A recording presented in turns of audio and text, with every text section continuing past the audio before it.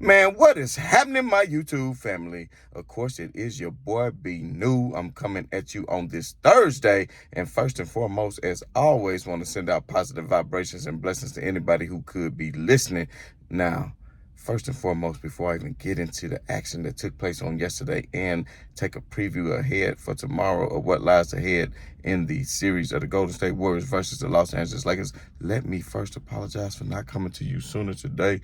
It has been a hectic day, to say the least, for your boy. It was just one thing after another, and as I come to you now, I'm doing it from my daughter's vehicle because she was having a little bit of trouble. I had to go get that taken care of. So here I am, finally at the end of the day, getting all this business taken care of. But still could not neglect you all to come to y'all to give some words of encouragement to say, don't let these haters fool y'all into believing that the Lakers and LeBron James is going to allow the Golden State Warriors to do what he did to them and come back from a 3-1 deficit. Now, I will say this, the Lakers took some effort off on yesterday, just like they did kind of in the play-in until it was time to turn it up a notch, just like they did against Memphis until it was time to turn it up a notch, just like they done against, the Miami Heat in the finals in the bubble until they decide to turn it up a notch in Game 6. It's like the same thing. They take their foot off of the gas. Now, I'm not trying to take away anything from the Golden State Warriors, but I'm telling you right now, a lot of what I saw on yesterday did not come down to X's and O's. A lot of that came down to just pure effort. And when I mean effort, I mean so on the defensive end. I saw time in and time out, not only Anthony Davis, but even LeBron James jogging back down in transition. I saw Steph Curry making transition baskets, just going coast to coast without even being stopped. And we all know the number one rule in basketball, the first thing you do is stop the ball. I saw a lot of Lakers like D'Angelo Russell and even Dennis Schroeder coming down on offense, not even passing the rock to anybody and initiating any sort of offense whatsoever, and just coming down and taking pull-up shots, which makes absolutely no sense. I saw a DiVincenzo put on a defensive clap in the fourth quarter on some of the Lakers guards that absolutely made no sense. Had this man looking like the Gary Payton Jr. out here, like he was the glove out here, just clamping folks down and not allowing the Lakers to get into their offense in the fourth quarter when they had a chance to come back in the game. I saw a lot of these different things, and one thing I did notice is they did not get Steph Curry into a lot of pick and roll situations like they've been doing, bringing him in the high pick and roll, because the Lakers had started to switch. And with that being said, they were coming laterally moving to try to bring Anthony Davis out of the paint. So Steph Curry, like he did in the game previous to that, to where he was getting a lot of assists, getting a lot of people involved. But in this particular case, the only people you have to fear on the Warriors team when you get Steph involved in a pick and roll is Draymond Green, if he's the short roll man, and of course people that's on the corner. And because of that, the Golden State Warriors actually start getting a lot of other players involved by not putting Steph Curry in so much pick and roll action, because when you do that, you only have two-man action. That would be Steph and the roll man, of course, and maybe a third person who would be on that weak side who can get an open three depending on the defense that was matched up in that particular pick and roll situation. And as a result of them not doing that, as a result of them doing that so much, it took kind of away from the team ball. So on yesterday, you saw a lot more of Andrew Wiggins. Speaking of which, I saw LeBron James on two separate plays not even come out on Andrew Wiggins, just stand there and barely even get up into him and just give him open threes. I think that, of course, the Lakers know they cannot go back to Golden State with this series tied up 3-3, so they will come out hungry and desperate. When they play desperate, they're a hard team to beat. And, of course, that game one, they played very desperate because they said, we got to steal one in Golden State. That's exactly what they did, the same way they did in Memphis. But then in game two, they let their guards down because they felt like, hey, we about to go back home for two in a row and win the next two. And that's exactly what they did. And it's the exact same pattern. Game three of both series, the Lakers came out and took huge advantage, took big leads. And then in game four, very close leads because both teams knew the importance of the game, and ultimately, good thing the Lakers were able to pull both of those game fours out in this series.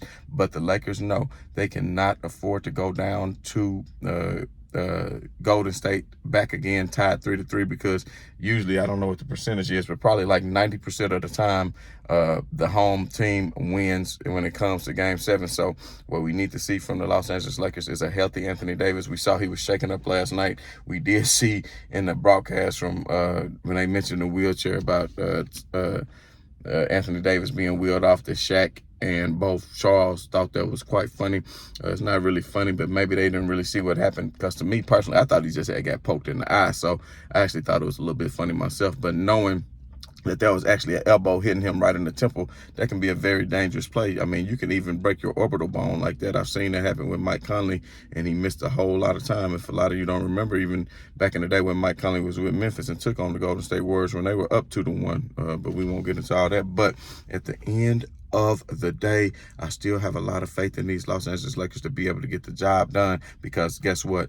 This Golden State Warriors team is not that Miami Heat team that was in the bubble. It is not that Memphis Grizzlies team that they just got finished playing. This is the defending champion Golden State Warriors, who are a dynasty of a team, and they are not going to go out like no Rudy Poos. They're going to come out swinging. And of course, you know, Charles Barkley was giving Steph all the advice in the world. Let them, make sure you come out. Don't let them get a big lead and get you out of it in the first quarter and all this.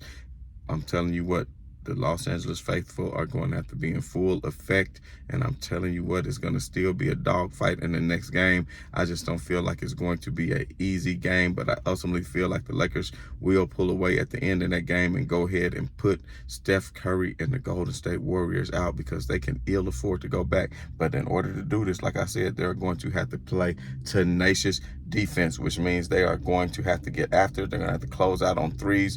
I would prefer for them not to do too much switching unless they just really had to, if they were peeling off or something like that. But I would prefer for them to, play the coverage that they've been playing. Let Anthony Davis come up, use his hands, clog the lanes, blitz out, and get back to the roll man if need be, and everybody can just rotate, because the Lakers have been doing a great job of that. And of course, Jermichael Green posted something on LeBron today. I don't know if y'all saw that. He was talking about LeBron said he's never been on a flopping team. He put a big blue cap on him, said LeBron was capping. I think that's going to start something. Sometimes you poke the bear, you're going to do like Dylan Brooks, and you're going to soon find out what's that's like. And I feel like, the second quarter is really where the Lakers lost that game on yesterday, is because, every other quarter was about even. And I was looking at the game, and when it was tied with like 4 minutes into the second quarter, Steph Curry went to the bench, and I was like, the Lakers need to take advantage of this. But instead, the Warriors took advantage, and then Steph Curry came back in for the last minute. And of course, he hit that beautiful three-point shot to close out the half to put them up by 11. And after that, the Lakers could never get right, because of course they came out in the third quarter, and what did they do?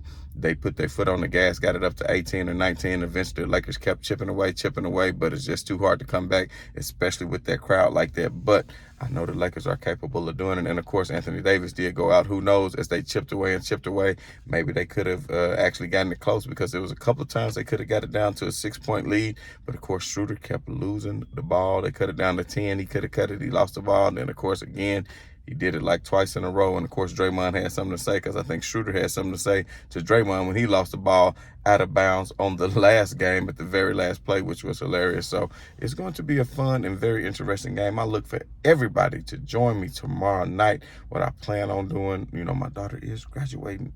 Give me shouts out. Congrats to that. Graduating. Hey, 4th down out of 5, y'all. 4 down, 1 to go. You understand me? So your boy is almost done. You hear me? But I'm excited, so I'm going to do my best. We got a lot of festivities going on within the fam, so I won't promise or guarantee anything, but for sure I will be back tomorrow with a pregame analysis, maybe break down the prior game a little bit more tomorrow if I have some time, and then, of course, if time is available, do some live streaming tomorrow night after the game so we can all interact and celebrate a Lakers victory once LeBron James vanquishes Steph Curry on tomorrow night. Of course, led by none other than Anthony Davis. And we're going to have a whole lot to talk about, because there's been some series within the series that I kind of want to break down as well. But as of right now, got to get this vehicle back to the fam. Man, I just want to say peace and much love to everybody who I'm down with. If you haven't done so already, hit that like, hit that share, hit that subscribe. Most importantly, hit that notification bell so you can be notified not only when I come to you on every day, but when I come to you for the live stream, because I really look forward to doing that with everybody, especially this summer as we take part of the live stream debate. As I do the countdown of the top 40 greatest players of all time, we'll have that show as well as breaking down anything going forward in the future. But still a whole lot of playoff basketball left to be talked about. I look forward to it. As I speak right now, I think the Philadelphia 76ers are taking on the Boston Celtics. That is going to be very interesting. I was pulling for a Lakers and Celtics finals. We know that it's very historically a great finals, but it would be nice to see Jason Tatum trying to take on LeBron James to get his vengeance from the times that LeBron James has put him out. But at the same token, I'm not going to lie, Philly scares me more than anybody when it comes to the Lakers, because I think they match up well with them, especially considering how well Joel Embiid can match up against Anthony Davis. But they had some good games this year, but we'll talk about that more at a later date as we push further into the playoffs. But like I said, if you haven't done so already, hit that like, hit that share, hit that subscribe. And as always, this is your boy B New. I'm saying right on to the real, and much love to these haters. I'm out.